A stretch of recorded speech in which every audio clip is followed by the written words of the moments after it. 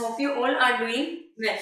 See, previously આપણે auditing and corporate governance 1 એનું unit number 4 corporate governance જે છે એમાં ડિસ્કસ કરતા હતા about the history as well as meaning and definitions. આટલી બધી વસ્તુ ડિસ્કસ કર્યા પછી હવે તમને એક આઈડિયા આવી ગયો હશે કે કોર્પોરેટ ગવર્નન્સ જે છે એ કોઈ કંપની એકના અંડરમાં નથી આવતું and these are the some of the other standards.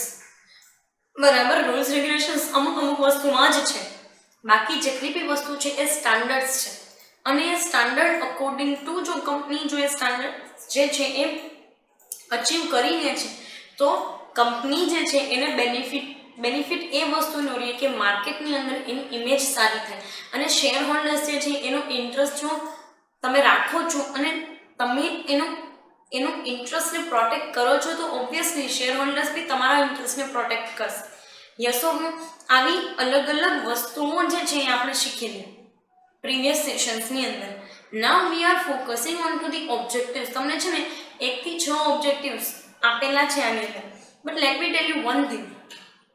એક વસ્તુ હું તમને કહી દઉં છું કે આ જેટલા બી ઓબ્જેક્ટિવ્સ જે છે એ વસ્તુ પાછળનો પર્પસ એટલે કે કોર્પોરેટ ગવર્નન્સ પાછળનો પર્પસ તમને બતાડે છે.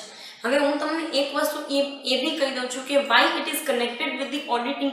કારણ કે ઓડિટિંગની અંદર તમે દરેક પ્રકારે હિસાબો જોવો છો, તમારા યસ ઓર નો, તમારા જેટલા બી ફાઇનલ અકાઉન્ટ્સ જે છે એને તમે ઓડિટ કરો છો with the help of certain qualitative or we can say that the certain intellectual individuals.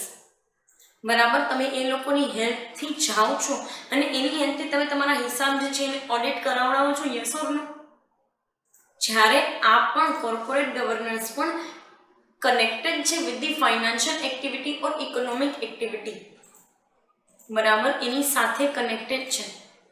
અને બીજી એક વસ્તુ તમને હું એ કહી દઉં કે તમે આ ઓબ્જેક્ટિવ્સની અંદર જે કાંઈ બી જોશો અધર દેન ધીસ ઘણી બધી વસ્તુ એવી છે કે જે કોર્પોરેટ ગવર્નન્સની અંદર હજુ પણ ઇન્ક્લુડ કરી શકાય છે. જેમ કે તમે તમારા મેનેજર જેટલા બી મેનેજર્સ લોકો હોય કે તમારા હ્યુમન રિસોર્સિસ જે છે એને એક ઇફેક્ટિવ વેની અંદર તમે મેનેજ કરો તો ઓટોમેટિકલી આમાંની ઘણી બધી વસ્તુઓને આપણે સોર્ટ આઉટ કરી શકીએ. યસ ઓર નો? કારણ કે આ બધી વસ્તુ કાંઈ માલ પ્રેક્ટિસીસ મશીન નથી કરતા, માલ પ્રેક્ટિસીસ મેન પાવર કરે છે. યસ ઓર નો? આજે હું 2-4 ઇનવોઇસીસ ક્યાંક ગુમ કરી દઉં છું ને છુપાવી દઉં છું ને એના પૈસા હું મારા ખાતામાં લઈ લઉં છું ને અમુક જે છે અલાઉન્સીસ વધારે બતાડું છું ને અમુક વસ્તુ જે છે એને ખોટી રીતે રિપ્રેઝેન્ટ કરું છું. આ શું છે બધું? These malpractices have done on behalf of the manpower, not on the machineries. કોઈ કોમ્પ્યુટરને ખબર ન હોય કે તમારે કોમ્પ્યુટરને ખબર ન હોય કે એને કેવી રીતે malpractices કરવી, એ કોમ્પ્યુટરની એ ન ખબર હોય કેવી રીતે ડોક્યુમેન્ટ્સ ગુમ કરી દેવા કે કેવી રીતે ખોટી સિગ્નેચર કરાવડાવી લેવી. ફાઇન. સો આ એ પ્રમાણેની દરેક વસ્તુઓ જે છે એ વસ્તુઓ રિમૂવ કરવા માટેની કે અમુક ટ્રાન્સપરન્સી મેન્ટેન કરવા માટે જે છે એ આપણે આ વસ્તુ કરીએ છીએ. ફાઇન. તો શું કહે છે? To create the board of directors to take independent decisions for protecting the long term interest of the company so that such an environment is created. કહેવાનું તાત્પર્ય એ છે, આગળ તમે જોશો મેટર્સ ઇન્ક્લુડેડની અંદર આપણે જોશું કે કેવી રીતે લોકો સ્ટાન્ડર્ડ વાઇઝ કમિટીઝ જે છે એ બેસાડે છે ને કમિટી જે છે ડિસિઝન લે એ પ્રમાણે અપોઇન્ટમેન્ટ કરવામાં આવે છે કોઈ લોકોને. હકીકતમાં આવું છે ને કંપનીઝ કરતી નથી હોતી અને એના લીધે જે છે એ લોકો માલ પ્રેક્ટિસીસ કરતા હોય. આજે હું મારા મનમાં એવું હોય કે ભાઈ હું કોઈના 50,000 રૂપિયા કોઈ મારા ખાતામાં ટ્રાન્સફર કર્યા, કંપનીએ જ ચલો કર્યા અને કોઈ રીઝનથી કંપનીને દેવાના છે મારા પૈસા અને હું 50,000 કોઈ દિવસ પાછા ટ્રાન્સફર કરતી જ નથી કે પાછા દેતી નથી કંપનીને. આ શું છે? ધીસ ઇઝ ધી માલ પ્રેક્ટિસિસ. અને પછી હું એવું કરું છું કે ભાઈ 50,000 મેં તો ટ્રાન્સફર કરી દીધા ને મને નથી ખબર ને બેંકમાંથી કંઈક ઇસ્યુ હશે ને આ ને તે તમારા ખાતામાં પ્રોબ્લેમ હશે ને હવે ટ્રાન્સફર થઈ ગયા હવે હું કંઈ ન કરી શકું ને તમે કંઈ ન કરી શકો ને એવી સિચ્યુએશન હું ક્રિએટ કરી નાખું. આમાં હું પછી ઘણા બધા લોકોને ઇન્વોલ્વ કરું, કંપનીના બેન્કર્સને, મારા બેંકના જે કોઈ પણ બેન્કર્સ છે ને પછી સાથે સાથે મારી કલીગ જે છે 2-4 જણા જેને આ વસ્તુની ખબર હતી એને હું ઇન્વોલ્વ કરી લઉં છું અને બધાએ ભેગા થઈ અને અમે 4-5 જણા ભેગા થઈને માલ પ્રેક્ટિસીસ કરીએ છીએ. આ શું સિચ્યુએશન છે માર્કેટની અંદર તો કે જે કાંઈ પણ છે એ આના લીધે તમે શું કરો છો તો કે કંપનીની સિચ્યુએશન ખરાબ થાય છે. તો કહેવાનો મતલબ એવો છે કે આપણે એક એવું બોર્ડ ઓફ ડિરેક્ટર્સ જે છે એ અથવા તો જે કાંઈ પણ બોર્ડ કમિટી જે છે એને એવી રીતે લઈ આવીએ કે જે ઇન્ડિપેન્ડન્ટલી ડિસિઝન લેતી હોય, બરાબર, કંપનીના લોંગ ટર્મ ઇન્ટરેસ્ટ જે છે એને પ્રોટેક્ટ કરવા માટે, જેથી કરીને આપણે ટ્રાન્સપરન્સી ક્રિએટ કરી શકીએ with the shareholders to our company, બરાબર, with the employees, with the customers. આપણે એ લોકો સાથે જે છે એ ઇન્ટરેસ્ટ, એ લોકો સાથે જે છે એ પર્ટિક્યુલર મેનરની અંદર એક ટ્રાન્સપરન્ટ રિલેશનશિપ ક્રિએટ કરી શકીએ. એન્ડ ધેટ ઇઝ આર મોટો ઓનલી. યસ ઓર નો? આ જ આપણો જે છે એ એક મોટો કહી શકાય કે એક ધ્યેય કહી શકાય. ફાઇન. નેક્સ્ટ કે છે કે to maintain the proper extent of the executive full-time directors and non-executive part-time directors in the board of directors through which the interest of all parties are protected. આપણે છે ને એક મેન્ટેન કરવું જોઈએ executive લેવલના લોકોને. એમાં તમે સાંભળ્યું હશે કે કોઈ એક્ટિવ પાર્ટનર છે, કોઈ ઇનએક્ટિવ પાર્ટનર છે, આવું તમે પાર્ટનરશિપ ફોર્મની અંદર સાંભળતા, બરોબર કે નહીં? તો આની અંદર બોર્ડ ઓફ ડિરેક્ટર મેમ્બરની અંદર બી અમુક એક્ઝિક્યુટિવ્સ એવા હોય કે જે એક્ટિવ એક્ઝિક્યુટિવ્સ હોય, જે ફૂલ ટાઈમ ડિરેક્ટર્સ હોય, જે લોકો કંપનીને ડેઈલી વિઝિટ કરતા હોય, કંપનીએ ડેઈલી આવતા હોય, બરાબર. તો these are known as the full time directors. These executives are known as the full-time directors. અમુક non executive part time directors એટલે કેવું તો કે કંપનીની અંદર એનો મેજર શેર હોય, બટ હા એ લોકો કંપનીના મેનેજમેન્ટ ઉપર ફોકસ ના કરતા હોય. તો શું તો કે જ્યારે બી કંપનીએ મેજર ડિસિઝન્સ લેવાના હોય કે મેજર ડિસિઝન મેકિંગ કરવાનું છે, જેમ કે કોઈ પ્રોજેક્ટ લોન્ચ કરવો છે, કે પ્રોડક્ટ લાઇનને ઇન્ક્રીઝ કરવી છે, મશીનરીઝ પરચેસ કરવી છે, કે કંપનીને રિલેટેડ કોઈ ટ્રાન્સપોર્ટને રિલેટેડ અસેટ્સ જે છે એ પરચેસ કરવી છે, તો આવી બધી વસ્તુઓ જે છે એના ઉપર ફોકસ કરવામાં આવે અને તમારે એક લેવલ મેન્ટેન કરી રાખવાનું છે જે કે માની લો કે ભાઈ 5 ડિરેક્ટર ફૂલ ટાઈમ ડિરેક્ટર્સ છે, તો બીજા 3 ઇનએક્ટિવ ડિરેક્ટર્સ કે પછી નોન એક્ઝિક્યુટિવ અથવા તો પાર્ટ ટાઈમ ડિરેક્ટર્સ જે છે એને બી તમે અપોઇન્ટ કરી શકો છો. યસ ઓર નો? અને આ ડિરેક્ટર્સ લોકો જે છે એ પર્ટિક્યુલરલી અમુક પાર્ટીઝ જે છે એનો ઇન્ટરેસ્ટ પ્રોટેક્ટ કરવા જોઈએ, બરાબર. તો એવા ડિરેક્ટર્સ લોકોને તમે રિપ્રેઝન્ટ કરો, કે એવા ડિરેક્ટર્સ લોકોને તમે લઈ આવો કે માની લો કે માર્કેટની અંદર ઇન્વોલ્વ કરાવો, કે જેથી કરી અને તમે જે છે એ પર્ટિક્યુલર દરેક પાર્ટીઝ, પછી એમાં એમ્પ્લોઈઝ પણ આવી જાય, કસ્ટમર્સ પણ આવી જાય, સોસાયટી પણ આવી જાય છે, ગવર્મેન્ટ પણ આવી જાય, અને મેઇન તો તમારા શેરહોલ્ડર્સ લોકો આવે, બરાબર. તો એ લોકોનો ઇન્ટરેસ્ટ પ્રોટેક્ટ થઈ શકે. તમને શું લાગે છે કે આ ઇન્ટરેસ્ટ પ્રોટેક્ટ કરવા માટે આપણે કોઈ અલગથી માની લો કે અલગ વેઝની અંદર જવાની જરૂરિયાત છે? યસ ઓર નો? કારણ કે ઘણી બધી કંપનીઝ જે છે એ આવા કોઈ વસ્તુ પર ફોકસ નથી કરતી હોતી, અને કોઈ બી વસ્તુ જે છે એના ઉપર ફોકસ નથી કરતી હોતી, અને કંપનીઝ એવું માનીને ચાલે છે કે આપણે શેર હોલ્ડર્સને ચલાવીએ છીએ. હકીકતમાં ઓરિજિનાલિટી તો એવી છે કે શેર હોલ્ડર્સ એ લોકોને ચલાવે છે, શેર હોલ્ડર્સ એ લોકોને ચલાવે છે, નહીં કે એ લોકો શેર હોલ્ડર્સને ચલાવે છે. ફાઇન. સો એ મેનરની અંદર જે છે એ તમને આપવામાં આવેલું છે. બીજી એક વસ્તુ હું તમને એ કહી દઉં છું કે ભાઈ કંપની જે છે એ અમુક વેઝની અંદર તમે જો જોવા જાઓ તો પર્ટિક્યુલરલી અમુક વેઝની અંદર કંપની એવા કામકાજ કરતી હોય કે જ્યાં કંપનીએ સર્ટેન માલ પ્રેક્ટિસીસ કરવી પડતી હોય, કારણ કે તમે આટલા બધા ટ્રાન્ઝેક્શન્સ કરતા હોય તો બ્લેક મની તો હોય જ તમારી કંપનીની, and for hiding that black money you have to do certain kind of malpractices. તમારે અમુક માલ પ્રેક્ટિસીસ કરવી પણ પડે, જેનાથી કંપની જે છે એને એના શેરહોલ્ડર્સનો ઇન્ટરેસ્ટ જે છે એ ઘવાતો હોય, એ કહી શકાય કે એને નુકસાન પહોંચતું હોય. તો કંપનીએ જો આવું કંઈક કરવું છે અને પોતાને બ્લેક મની છુપાવવા હોય ને એવા કંઈ વસ્તુઓ કરવી છે, એમાં કંપનીએ જે છે શેર હોલ્ડર્સને નુકસાન ના પહોંચાડવું જોઈએ, કારણ કે દે are the one who is running your company. એક વખત માર્કેટમાંથી જો શેર હોલ્ડર્સ લોકો પોતાનું જે છે એ પૈસા ઉપાડી લે તો તમે વાઇપ આઉટ થઈ જાય માર્કેટમાંથી. This is the reality and this is truth. Fine. So એ વસ્તુ ઉપર પણ ફોકસ કરવાની જરૂરિયાત છે કંપનીઝ લોકોએ. નેક્સ્ટ તમને કહે છે કે to make quality management by taking into confidence all the concern party. Corporate ગવર્નન્સનો એક પર્પઝ એ પણ છે કે તમે દરેક પાર્ટીઝને કન્વિન્સ કરાવો છો અને એને કોન્ફિડન્સમાં લ્યો છો કે ભાઈ ના, અમે જે છે એ આગળ કોઈ પણ પ્રકારની માલ પ્રેક્ટિસીસ નહીં કરીએ, એવું કાંઈ પણ નહીં કરીએ કે જેનાથી એમ્પ્લોઈઝ, કસ્ટમર્સ કે શેર હોલ્ડર્સ કે ગવર્મેન્ટ કે સોસાયટી કોઈને પણ નુકસાન થાય, એવી એક પણ વસ્તુ અમે નહીં કરીએ.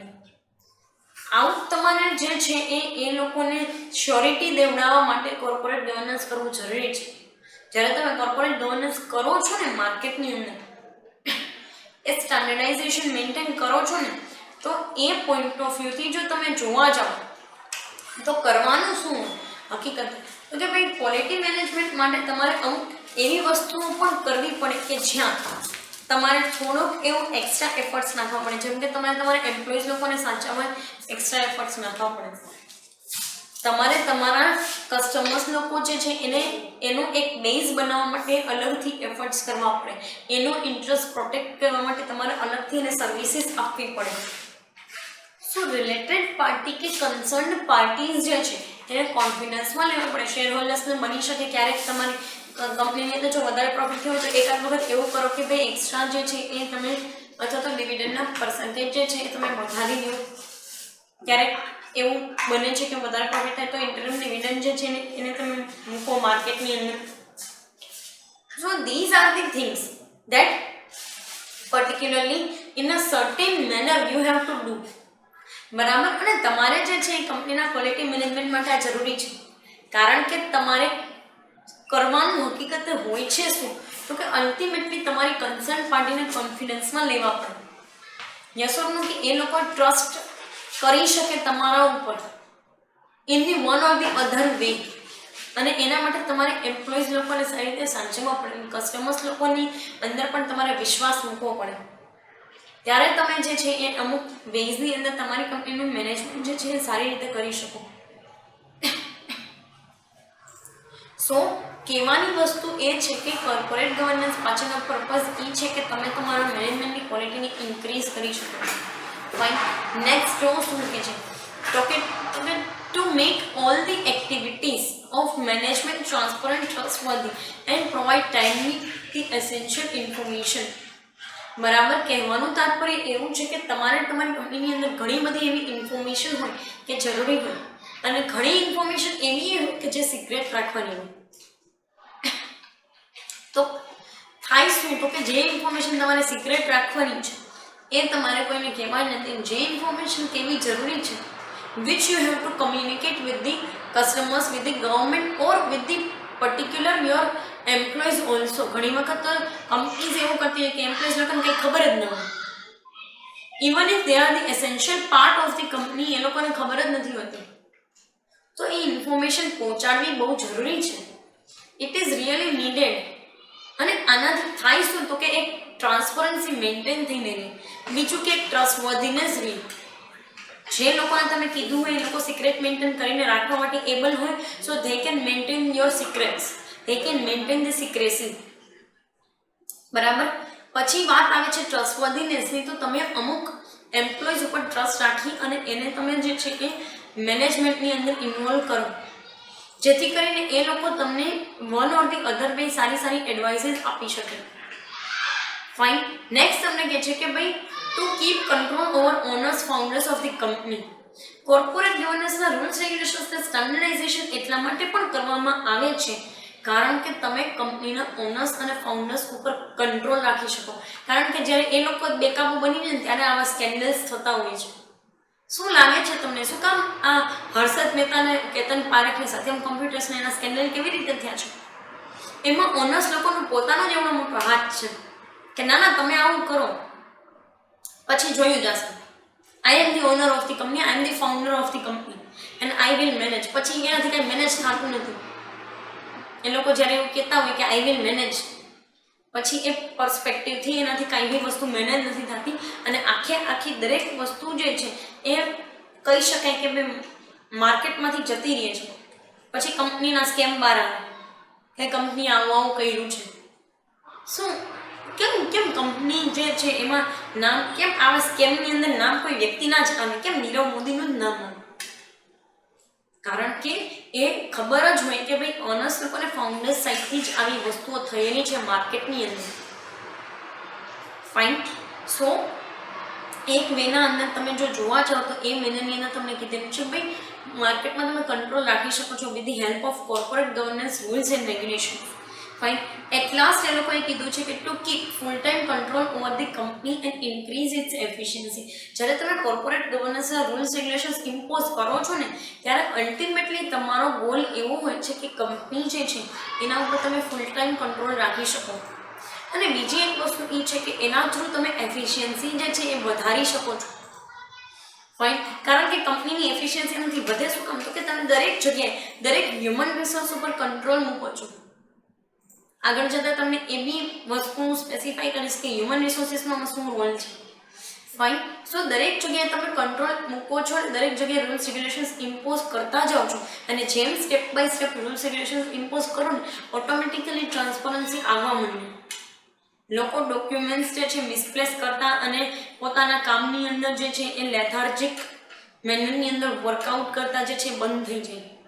ઓટોમેટિકલી જે છે એ તમારા ફોર્મ જે છે એની એક્ટિવિટી અલાઇન થવા માંડે.